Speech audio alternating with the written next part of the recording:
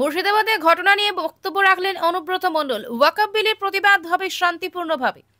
নলহাটির এক সাংগঠনিক বৈঠকে জানালেন বীরভূম জেলা তৃণমূল সভাপতি অনুব্রত মণ্ডল। ওয়াকফ বিল নিয়ে মমতা ব্যানার্জি দেখছে আমরা ওয়াকফ বিল নিয়ে কেন আমরা দুই দাদা হয়ে ঝগড়া করব, কেন আমরা ঝগড়া করতে যাব, কেন আমার বাংলাতে লাল রক্ত ছড়িয়ে দেব, কেন আমি বাংলার বদনাম করব, কি জন্য করব? আমরা তো তা করতে আসিনি।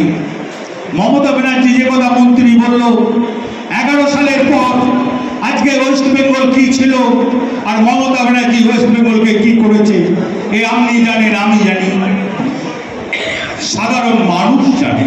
তাই বন্ধু, আপনাদের কাছে বলতে এসেছি একটা কথা। 16 তারিখে বোধ হয় নলহাটিতে ওয়াকফ বিলের নিয়ে একটা মিছিল আছে।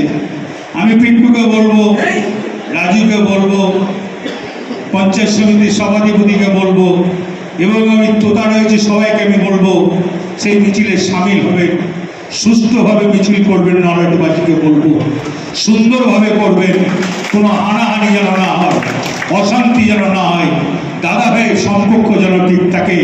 আমরা যাই বলি আমরা এক, আমার রক্তের সঙ্গে অন্য রক্ত। আজকে এখানে আমাদের বসে রয়েছে গাজলুর রক্তটা কাটুন আর আমার রক্তটা কাটুন। কোনো ডাক্তার এসে যদি বলে দেয় রক্তটা আলাদা, আমি দল আর করবো না। গাজলুর যে রক্ত আমারও সেই রক্ত, তাহলে কেন আমরা ঝগড়া করবো?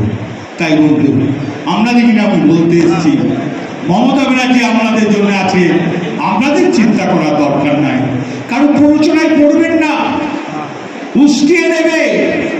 সুন্দর বাংলাটাকে শেষ করতে চাইছে, যে বাংলাকে একবার শেষ করেছিল 34 বছর, আবার উঠে পড়ে লেগেছে বাংলাকে শেষ করার জন্য।